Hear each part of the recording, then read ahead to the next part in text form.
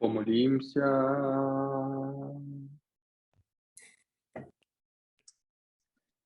Amen. What Yeah, is that? I started. Now we Yeah. can talk. What is that? Is that a song? I don't understand. Man, you live in Scotland. Every Sunday you have to go to the church, you know? Yeah. Yeah. Yeah.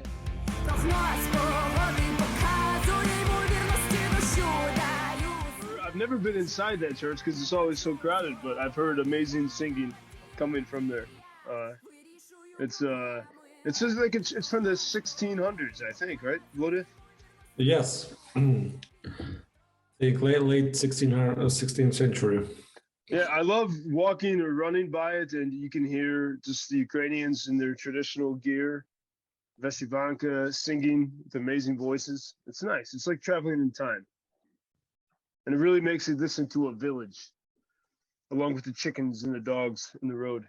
Which, by the way, Volodya, I saw your father-in-law chop the head off a chicken about an hour ago. And I heard a noise, and I looked, and I just saw the blood draining from the chicken's head. I hear that after like chop the head, chicken can run a few seconds after. Yeah, that's why. Well, his face was still moving after the head was severed, and but the Ostap had a tight grip on his body, so he didn't run around. But yeah, there's still activity. And as I was watching this, I was eating a piece of pizza with chicken on it, so it was a nice connection to the earth. Volodya, have you killed the chicken? No, not yet. It's I want to be able to do it. I mean, you know, it would be a good thing, but you got to get past that, the moment of taking the life of a sweet animal. Well, anyway, this is our Speak Freely near daily war journal. This is Joe Lindsley, American, been in Ukraine since March 2020, talking to you from the Carpathian Mountains. Here also in the same place as my friend Volodymyr Kebalo, also talking to you from the Carpathians, and in Lviv, Zach. I'm still thinking about the chicken and that you want to do that. You're fucking bloody murder. Well, I'd be a hypocrite if I sat here eating pizza with chicken, and if I couldn't possibly be disgusted by what was happening next to me while I eat the pizza with chicken. I think it's just nature. It's how it works. And otherwise, you have to become a vegetarian. No, you can just go to the market and buy the meat, chicken meat. It's like, and it's not a chicken; it's chicken meat. It's something different. Well, they do make that in laboratories. Everything is clear. We have a chicken there running and shitting, and we have a chicken meat. You can eat it and buy it in the market, and everything is clear. No blood, no dirt, no shit. Yeah, there's something to be said when you can't see the process. But I think for the foreseeable future, every time I take a bite of chicken, I'm only going to see the severed head dripping in blood with its eyes. Its eyes moving. I'm going to see that every time I eat chicken. I hope you will too. I hope you'll still be able to eat chicken after that, you know. So yeah, I will. I think, but it's still be a little bit uncomfortable. But man, I think you need a special help. You know, like a professional help. Yeah, you said that like many to talk times. To talk with someone about something. Thanks. Yeah, have this conversation tonight, because you know, there's some days like Volodya. This morning it was sunny for the first time in a while, and I've had all this energy and optimism, and then the day just beat it out of me, and now sad. And I just how are you guys feeling today? What's I don't know, whatever day it is, day 100 and I don't even remember, 80 of the war. Everything was good before I met you today. Yeah. No, thanks, man. But Volodya, what about you, man? well, Just I think the weather changes very often throughout the day, so it also a little bit influences your activity, your mood, but pretty much okay. Thanks. All right. Still reading about Crimea incident in my news feed, so kind of enjoying that, you know. Oh, Yeah, what I mean, happened? What happened in Crimea? Someone smoked there a cigarette and it fell Someone down. smoked a cigarette over there. Yeah. Yeah. I, Smoking is killing, you know. Smoking is killing like I, a lot of people. I love how the Russians would sooner claim complete and utter incompetence rather than admit that the Ukrainians, like when they sunk the Moskva ship, they said, "Oh, that's because the kitchen caught on fire," which is really fucking embarrassing. Like, it'd be much better to say that the Ukrainians hit us than to say your kitchen caught on fire and you lost your best ship. And the same thing with this, the air base that they said someone was smoking and But also, let's see what their best ship was. It was a piece of shit from like 30 or 40 years ago built, yeah, something like that. And it was their best ship. is that what they're saying about Crimea, about the airbase, that someone was smoking and it? No, they said that the ammunition. There was an incident, I think, at the ammunition depot at the airbase. It's pretty much Yeah, it was like the Russian version. But today it was detonation of aviation ammunition.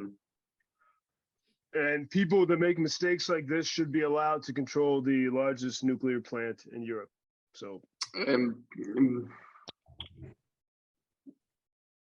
no, it's another story. We cannot like connect them because that shitty version about the ammunition is bullshit, because they said like the few bombs detonated and it's no injured, no death people, and everything is good. Like everything is good now. It was no planes, no jets, no other technique, no people there, like only a few bombs, like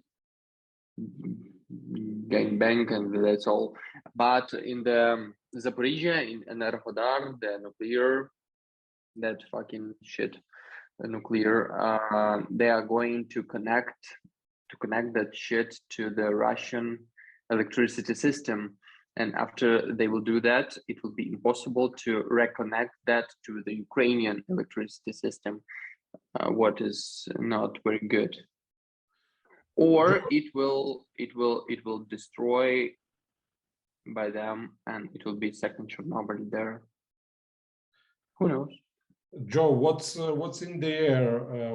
What's the media says, the Western or American media says about Ukraine? Some major things, maybe today or yesterday. well, yeah, this is the reason why I'm frustrated. But for one, I had some interesting phone calls today, which I can tell you both about later. But about corruption in Ukraine and frustration about I did like following up on that 60 Minutes CBS report from America about weapons and supplies, not getting to where they need to go.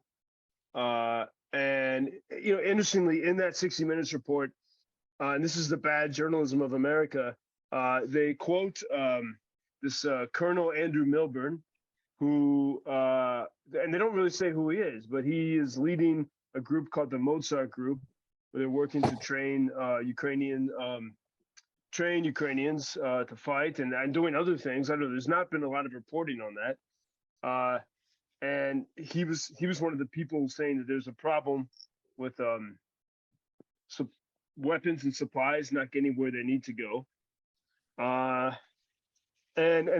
this goes into the narrative of what I hear from the critics of Ukraine in America, that Ukraine is they think Ukraine is one of the most corrupt countries in the world, and so why should any support be given here? And And so I think maybe the best way to start to respond to this, one, when you look at, like, say, a $40 billion aid package from America that comes to Ukraine, that's not $40 billion that actually came to Ukraine. Like, there was one part of that, there was $9 billion in one of these packages. $3 billion of that was the value of some of the equipment that America sent to Ukraine. So that was like the purchase price of that equipment when America purchased it like 15, 20 years ago, including some HIMARS. And then the other 6 million of that 9 million was for America to buy new versions of the same old shit, which costs more because it's gonna be bigger and better. So it's like $6 million going to new American equipment, not coming to Ukraine. And the $3 billion was not new expenditure. It was already spent. All they had to spend was money to transport it. But people look at it and they're like, oh, $9 billion to Ukraine. And it's not. And so this is a game that Washington plays. So there's corruption on the Washington side. But then, Ukraine gets sort of blamed at it because there's no one to stick up for Ukraine in a cogent way. And that's why I wanted to ask you guys, I mean, if you have comments on that, but like one thing that I hear American critics of Ukraine, they say, Zelensky is a dictator. What's your answer to that? That's what they say. Man, it's a voice of Kremlin. It's all Kremlin. Nothing more. Yeah. It's the voice of Moscow. What does it mean? Zelensky is dictator. The same like we have Nazis and we eating Russian children. It's fucking the same shit. We had like we voted for Zelensky and this is nothing more. Perhaps it was let's say stated intentionally, okay, and it's a kind of a narrative, Kremlin narrative. The second version, these people don't know anything about Ukraine, anything about our, let's say, development of our democracy in 21st century and 20th century and throughout our history. At least that we had free and fair elections, presidential elections, okay? This is, and then you cannot call him dictator in that way. And we have also a constitution. It's a good constitution. We have legislation. We have government. So would you say this statement doesn't have any ground? Let's say, and if there are any evidence to support this statement that he's allegedly a dictator, should be provided a longer statement, I think, to that. Just a claim to create some, emotions, doubts, etc. Well, they claim that he banned. Sorry, man. Go ahead. Also, they don't call the dictator. They don't call Putin. No, they don't, and they claim that Zelensky banned opposition parties. That only happened after the war started, and I mean it's a bit of a different. And it was parties that are verifiably pro Kremlin, and also I'm sorry for the last like few months or the whole war. I don't remember if they said something bad about Putin at all. They said about Moscow. Moscow politic, they said about Kremlin politic, yeah, about Russian politic, about Russian propaganda, but like all words were there, but not about Putin as a person. Yeah, they're very quiet nothing about it. Nothing about him. Would you say, like, even in war, is there still free speech in Ukraine? I yeah, of course. There is. Yes, we have a special conditions, environment. We have a martial law. We have restriction placed and these are justified. We have a fully fledged war in Ukraine. There are some powers transferred to the president, to the government, etc. But nobody forbids free speech. For God's sake, you know. But about the free speech in Ukraine during the war, for example, for Ukrainians, we have to think now about what we are talking about our politics at all, and about the war, about the soldiers, about the officers. For example, if Ukrainians will start say shit about the soldiers or officers or politics, it can be like can step to the next level, to the international level. And for example, it will see international Europe or American media. They will take that information and they will push that to the world from other perspective. For example, I saw shit with Ukrainian officers, for example, yeah, and I made a post about that, like, hey, what the hell? I'm helping to the soldiers, but that motherfucker do nothing. That idiots will take that and pushing that to the cloud. And so I have to think first to do that. But still I can do that. But it can be finished very, very bad for my country. Well, a lot of people do that. A lot of people criticize. They are stupid idiots, I think. Especially in social media, for example. But yeah. They cannot understand that they can make much worse than it's going now. For example, if they have problems with the officers, they have to go to their commanders, like higher and higher, and talk with them about that, and not make a shit in the internet. But our Sofa's army cannot do something smart. They only can like type fucking posts in the stupid Facebook. Yeah, well, I mean, this is the difficult, like with the people that were calling me today, giving me information. I mean, it's a difficult thing, you know. What do you do with this? And it's a exactly. What are you going to do with that information?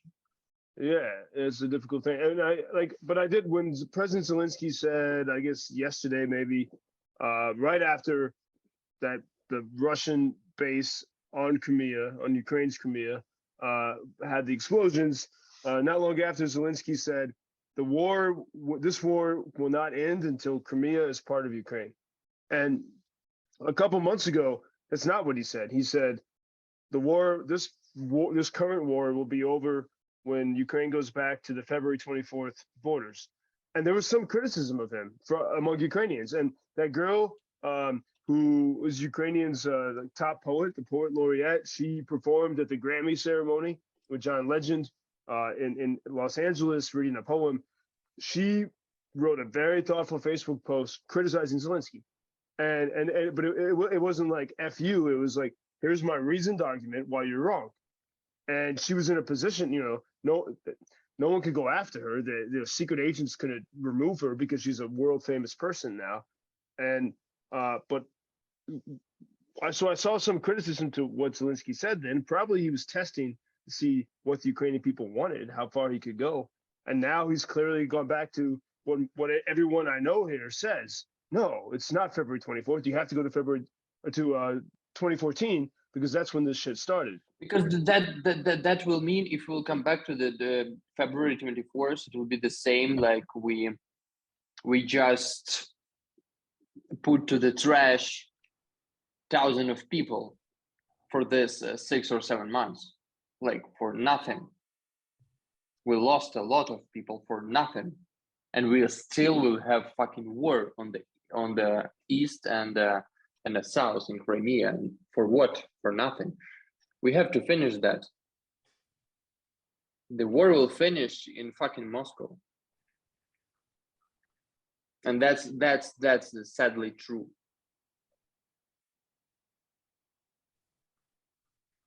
Okay. Yeah. No, I mean, those are heavy words, and I think it's a lot. Those words are words that a lot of people in Washington and Brussels really don't want to think about. It's their own fucking problems, what they want to think or not. Yeah, I mean, everything I They studied gave us. about. I'm so sorry, but they gave us a lot of weapons not for free. They didn't give us weapons for free. We have to pay for that. Also, we have to pay our credits. And after the war, it will be shit with our economy. They will do here everything they want. And there's a lot of So resources with to that weapons, we will do everything we want. What that means? I mean, it's probably too early to say. Do you think that's what's happening now in Crimea, or this is just a? I guess we probably can't even. There's no way we can possibly even talk about it. Like, it's not some new offensive.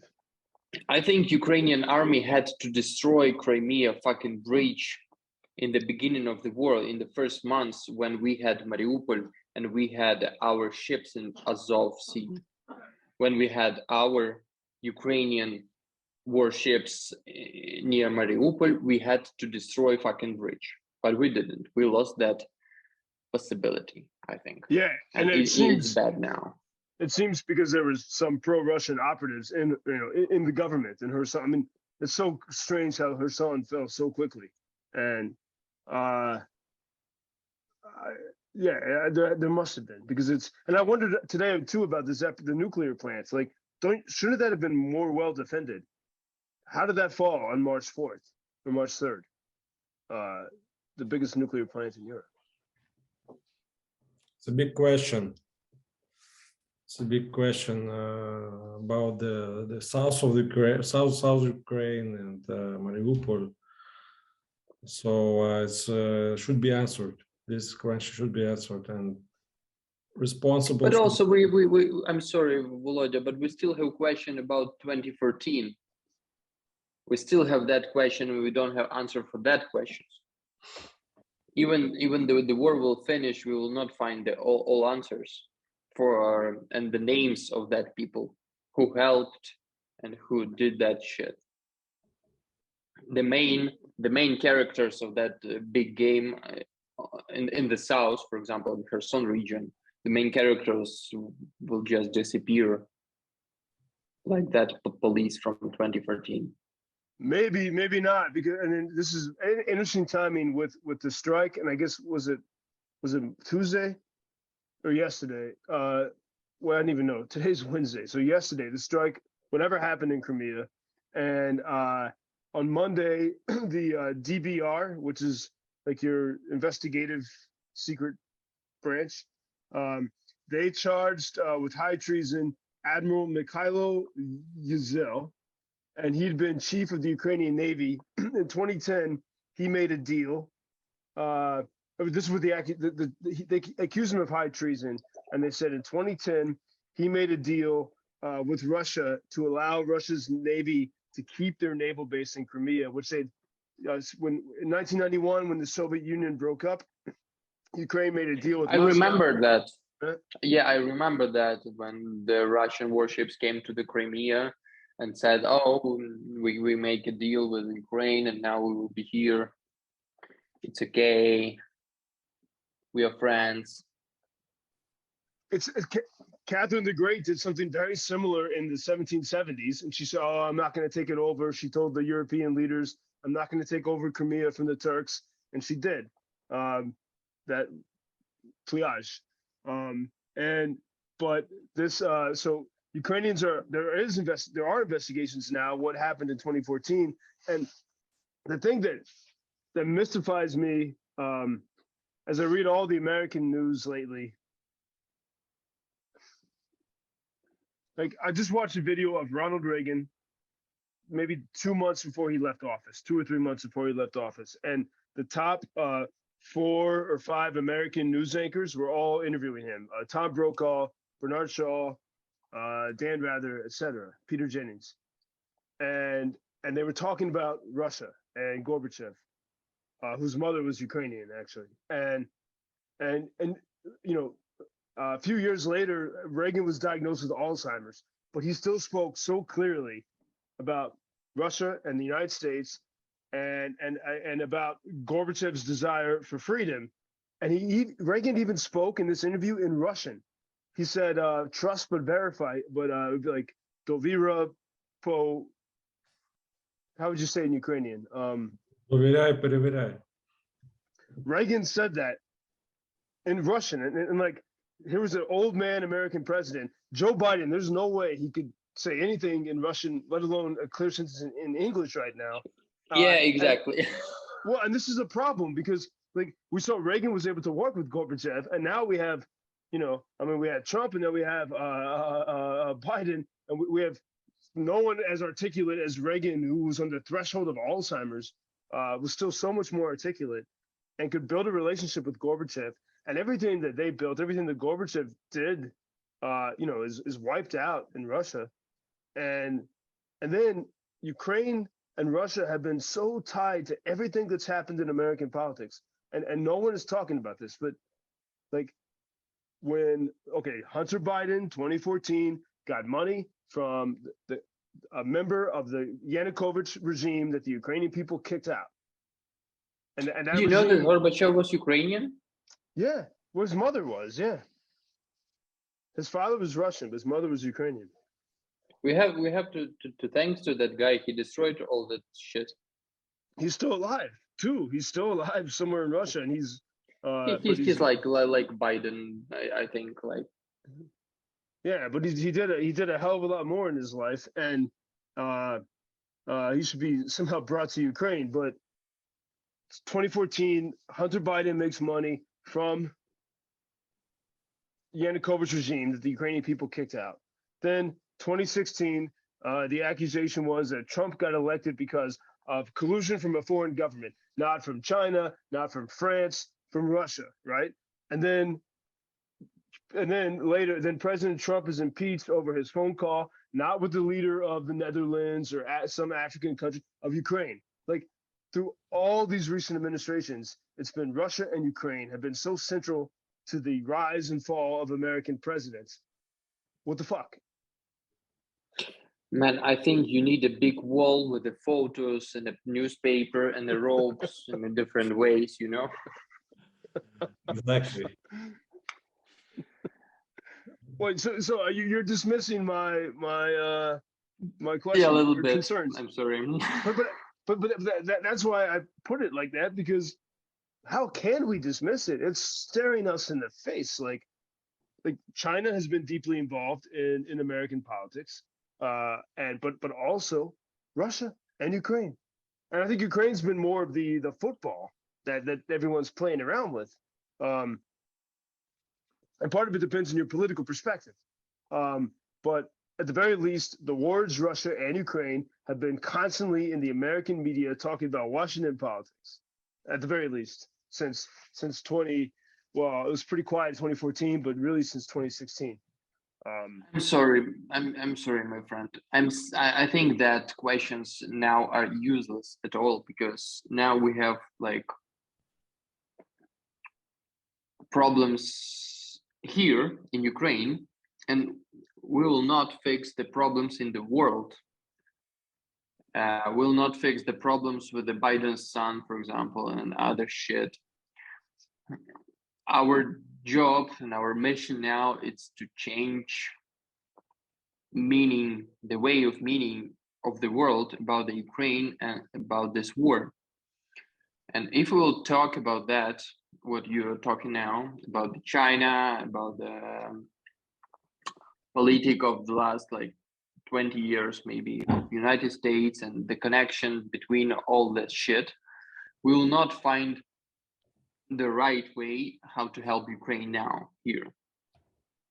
We will make everything more complicated for people, for example, who are listening to us now. Maybe we are now witnessing a new global trend or development, let's say, Ukraine-centric, let's say, world. Maybe it's happening now these days. So let's see. And after Ukraine wins this war, new, let's say, world rule will be established, new rules, new principles, and Ukraine will be the first country who will be, let's say, convening this new meeting or convention with the nations to set up the new world. Let's say, we'll see. Or I'm sorry, before this war will finish, any other war will start somewhere else. For example, in China with Taiwan, with American Navy, for example. And this war now here will not finish at all. It will be the same atoll or other shit, but with the more regions for ages. And the world will focus on the China or something else, and they will still like just making money on everything that, and nothing will change with the world. And anyone will ask Mr. Biden or Mr. Biden Jr. about that money he made in Crimea during that years. That's what the scenario that Zach just presented is, I think, exactly the way we're going right now. Exactly. I think it's because we're not asking the right questions, because we have things framed in the wrong way, and because we're letting other people control the narrative. So while everyone else has been corrupt with filthy hands in America and in Moscow and in Germany and the Chancellery, Ukraine is the only one that gets painted as a dirty country. And it's changed a little bit with some European leaders because they can't deny the bravery here, but they've continued to shit on Ukraine as some, barely a functioning democracy and all this shit. Meanwhile, there's huge problems with democracy in America, as we see every day now. But there's no social cohesion. Everything, Volodymyr, that you've worked on, like what Ukrainian democracy is really about the people. All that gets ignored.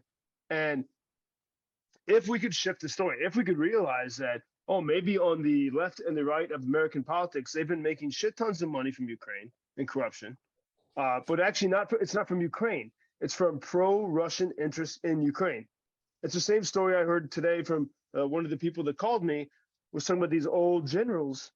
They have a Soviet mentality. The young guys in the Ukrainian military are focused, professional. They're sons and daughters of Maidan, of the revolution, of dignity.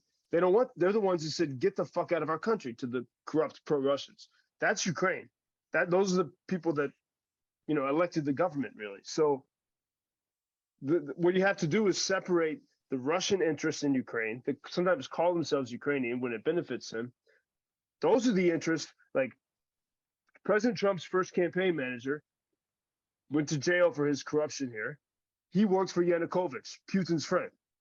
Hunter Biden made money from Yanukovych's friend, from Putin's friend. So it was not Ukrainians doing this. And I do think it's important. It's very difficult. It is complicated. I have Americans that are sympathetic to this idea, and they say, Joe, it's too complicated. Let's just talk about China. Joe, Exactly. I think this is because this shitting on Ukraine is because they want to drive attention from America's let's say elites wrongdoing with corruption, especially in Ukraine, and instead create a media, issue and say, okay, this is Ukraine corrupt country, not us. This is not, no way we can do any corruption. It's Ukraine who does corruption. And this is a way how to create a misinformation campaign, or even information operation, let's say, how we can call it information operation. Why not? So and also, like for a simple American from somewhere, I don't know, from Ohio, he can see the news about the Ukraine, the war in Ukraine, also that Russia making shit in the world with the Ukraine, for example, but he can see like in the market, in the gas station, the price is going like up, but he's so far from fucking Ukraine, yeah. But his television in his country, in his house in Ohio, telling him Ukraine is very corrupt and we send in money to Ukraine, but Ukrainian politics are still that, and you have a expensive gas only because of Ukraine. And the guy from Ohio will not think about that Biden's son made tons of millions of dollars in fucking Crimea. From Russians in Crimea. Yeah, you're right. This is, but here's I just want to ask you to try to make like that you're shitting of minds from your amazing head to the people, not so complicated, make it like more clear. We have to explain them what is going on. That's your mission. Yeah, we have to Mr. have Joseph Patrick. we have to have appropriate channels to be able to explain that. What Joe, what do you think about that? Who can, or what kind of channels could be useful for us, for Ukraine, to deliver these messages and be influential in order to, let's say, influence on the public opinion about this matter? Well, I think the first thing is we have to have the reality understood very clearly ourselves, and that's why I'm grateful for conversations like this. Like, we can test out how we articulate these ideas together, talking to each other, because we all know the reality here, but we come from different perspectives. And like Voda, your work with civil society and the Council of Europe. Zach, you were in the streets in 2014, and you both know the reality of Ukrainian life. And I've like been able on to, the streets, like fucking homeless. yeah, no, that would be me on the streets. Also, Russian propaganda used you.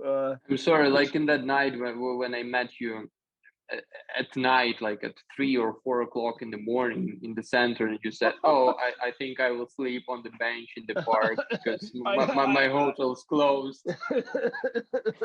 Thank you for bringing that up, man. I'd had a bad day. Yeah, I was locked out. Yes.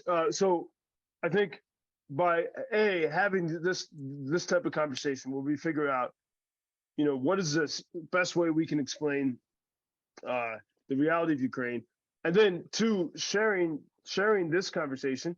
So maybe some people will start to watch it, and people, and we'll get some other good voices starting to understand what we're saying. And there we can start to build something. And like Voda, I love your vision that Ukraine should be some people have already said this simply because of Ukrainian bravery, that Ukraine is a leader of the free world. But even those people don't really understand the depths of the Maidan and the. But the problem is that the world don't need center of the free world. Well, no, maybe the world. I think people would be inspired by look at the way some people look to the truckers in Ottawa protesting, or the farmers in Holland, or a little bit to the people in Sri Lanka. Like that, I don't understand, but they were looking with amazement and appreciation for those movements, but nothing about Ukraine, because they don't know anything about Maidan. They don't know anything about it, or the Orange Revolution, or anything, but especially Maidan. If they did, I think they would appreciate it. And so there's a information gap, and we have to share these stories. I think that I like the dream that the world would be captivated by Kozak democracy, which really is democracy. And I saw that in the pandemic. Like, you could not lock Ukrainians in their houses like you could the French people, or the Australian people, or the Canadian people, or New Yorkers. You could lock all those people in their houses. You could not lock Ukrainians in their houses. And I think the world is seeing a different side of that spirit right now. So I don't have a clear answer. I think what we're doing here is a key first step. At least it's helpful to me to get a check and balance of ideas with you guys, and to get we can to get your insights. And you can tell me when I'm saying stupid shit about Ukraine and the world as well. But how would you answer this? Why is Ukraine a democracy? Or if someone were to say to you, Ukraine's not a democracy, what's your answer?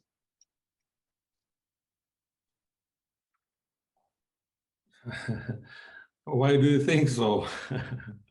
I would just ask, why do you think so? Why? What is your reason to think so? Why it's not a democracy? Why it's not a democracy? Yeah. Well, okay, let's go with let's not let them control the argument. So let's go this way. Why is Ukraine a democracy? A great democracy? Oh, Joe, I think it's a big question with it's very philosophy a question. long answer, but let's put it more in a simple way, okay? In order to have democracy, you need to have free and fair elections. I think we do have free and fair elections since Orange Revolutions. Please correct me. 2004. Yeah. I think yeah. Yes. But maybe we had it like before also. And all independent international organizations, they can confirm that they were free and fair. Okay. Secondly, we have independent and flourishing, vibrant civil society, a watchdog who brings government accountable to public and monitors its activities, shed the light on corruption, on all doings of the government at all local, national, regional, local level, and create and drive and advocate for reforms, especially since Maidan revolution. This is number one, okay? Thirdly, we have public administration at different levels, appointed, selected, we have civil servants, we have professional people, different levels, they are doing their job. We have institutions, we have governments. Why it's not a democracy? And I think if you look at different rankings in terms of democracy, electronic democracy, media, freedom of speech, etc., I think you'll see a progress of Ukraine moving up to higher rankings throughout the past 10 years, I think, or 8 years. So, and finally, I think just need to ask people at the street, do they feel themselves or find themselves in a democratic state? I do. I find myself in a democracy. And I would say, especially when you ask the people, it's all the things you said, but we have that in America, technically. But what really makes it is the spirit of the people, of each individual person. Like the fact I have answers for that you have that in America, I think. Mm-hmm. I think in America you gave to the people too much rights. You gave to people too much rights, and from that rights, the governments, all that governments you had in America, they made a laws what took your right back. For example, one right is destroying the second one. That's what I think. Well, if you look at the United States, it's a long established democracy and democratic institutions, especially checks and balance system, okay? And it works. Maybe it needs to be enhanced or reformed at some point. But I do believe that in Ukraine, we don't need 1 or 2 or 300 years to well establish our democracy. We need just a couple more years, just a decade, you know, to strengthen, to reinforce our democratic institutions and eradicate democracy. And I think our democracy, our country will flourish. Well, Also, I think that's- in America, you had the democracy when you had the president Abraham Lincoln. Done. Joe, correct me if I'm wrong, but you don't elect president in the United States. A citizen doesn't elect a president in the United States, right? It's a college that elects a president. Yeah, technically, and it's a system I like because I think the government should be very close to the people, and we've kind of broken the system in some ways. But what it used to do is it encouraged you to care about who you elected in your state, because then those people got to determine who became president. In fact, the United States Senate was originally you couldn't vote for the Senate until 1918. You voted for your local people, and they determined who was in the Senate. But now we broke that, and Fantastic. No one cares about the local. Fantastic. Imagine we have that shit in Ukraine, yeah? And we have Donetsk region, Luhansk region, Kharkiv region, Zaporizhia region, Petrovsk region, Crimea, Odessa, Kherson, Mykolaiv, Chernihiv.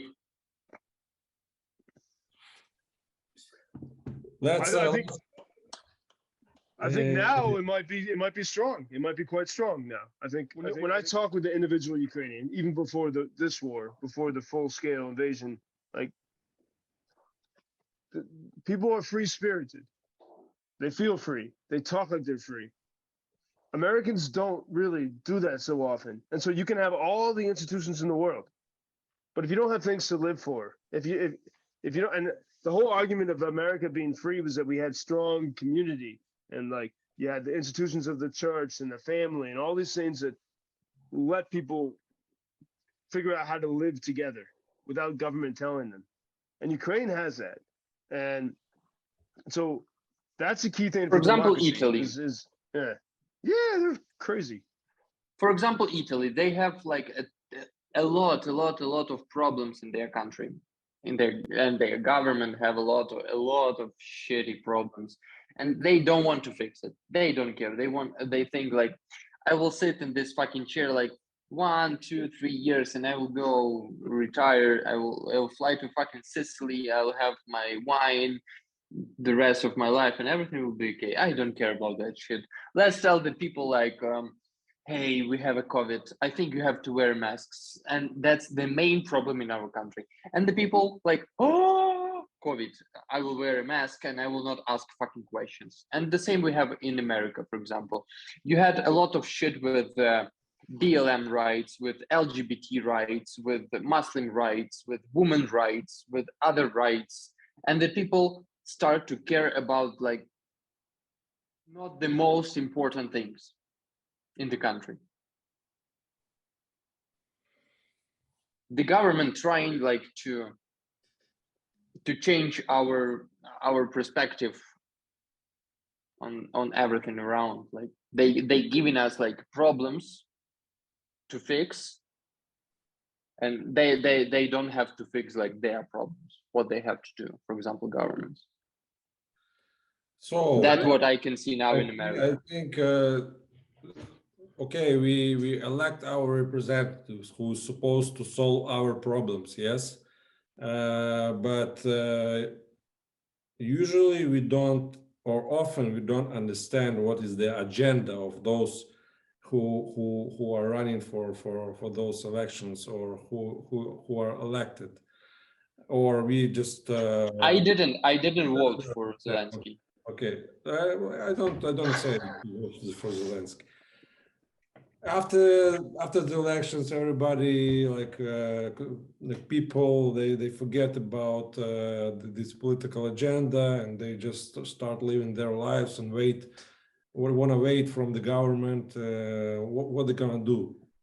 Okay, but in modern democracy, it doesn't work like that, especially in Ukraine, where democratic institutions, especially representatives, are not very well established, like in the United States.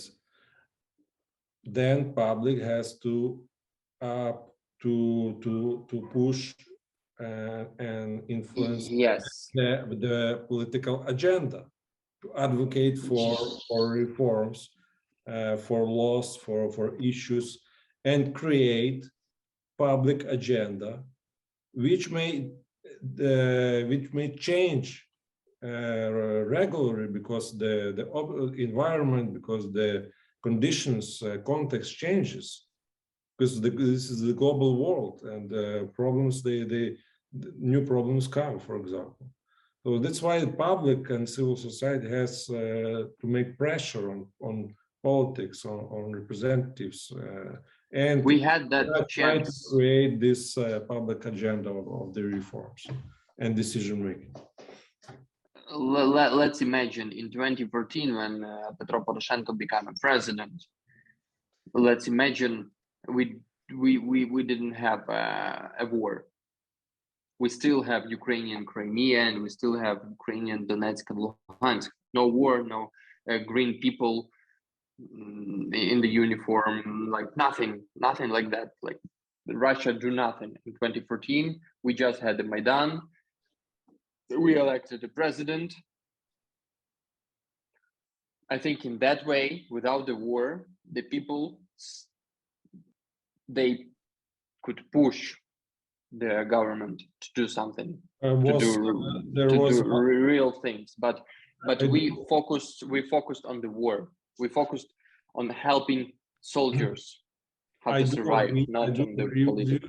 I completely agree with you. There was a lot of potential, and this was the window of a big opportunity for Ukraine to jump from one paradigm to more progressive, let's say, paradigm. And now the same shit happens when we, instead of focusing on the development, on the reforms, we have to deal with the first top priority issue. This is our national security issue. But at the same time, you look at the civil society, they also raise important issue about anti-corruption, about other reforms, about transparency, accountability of the government. They don't afraid to say about that, and they are right. So it's supposed government should, let's say, feel this pressure from civil society, and that they are being watched by civil society, and that no, let's say, wrongdoing can go through, let's say, even that's at this time. This is a good, let's say, this is how democracy can function even at the time of war. Zach disintegrated. Yeah, I couldn't tell if he had if he was trying to make a comment or calling time.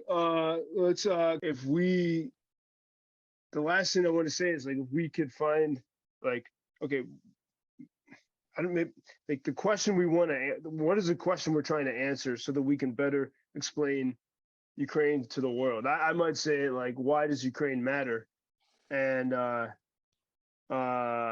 then, you know, if we could define that, just, you know, have, maybe each of us has a different question we're trying to answer, but then we say, okay, in these next conversations that we have, this is what we're trying to figure out, and we can kind of bring people along with us in that conversation.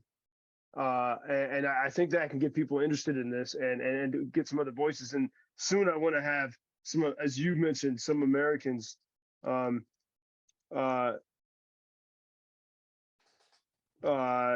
join, Americans who can sit and ask us good questions, like things they have no idea about Ukraine, and then to share their views of American democracy. I do agree with you, and it's a good idea to think about this question from different perspectives, you know. Yeah, and I think it's almost like we it's like I mean, because there's so much information and ideas, but it's sort of a workshop about, okay, what is the things that are, what are things that are most important and most relevant, the great strengths of Ukraine, the things Ukraine can learn from others, but especially right now when Ukraine's under threat. Why does Ukraine matter? Why does Ukrainian democracy matter? Why does its success? Why is the success of Ukraine important for the world? Is maybe the question we. I think maybe we can let's say shift this question and broader discussion to our next meetings, next broadcasts. But I think just one thing came to my mind is that if Ukraine fails, I think that other democracy and young democracy and those countries which are on the path of democracy or has some potential for democratic transformation, they will fail, or they not gonna, let's say, attempt to do something similar than we did in Ukraine, or just to become democratic. So this is the existential question and answer, existence of democracy across the world. If Ukraine fails, democracy will exist only somewhere in the West, the Western states, and somewhere maybe else or nowhere else in the world. So we will see. So maybe the question. Yes, go ahead. Maybe the question is why is it necessary, not just for Ukraine but for the world, that Ukraine wins? Like, is there some question we can? Because people don't understand that Ukraine is a forepost of democracy. They don't understand this. It's the forepost that shields other, let's say, democracies and younger democracies and other countries who are now vulnerable to external influences, especially from those countries like Russia or China. And if Ukraine is strong, then both democracies and Ukraine have a chance. If we stand, of course. Yeah, I agree. Could we leave it with, like, what? I think it would help us if we had, like, what is the question we're trying to answer in these conversations? I mean, I started off like, how do we win the information game? Which maybe that's it. Maybe we keep it limited to that. But like these next days and weeks, however long we're talking,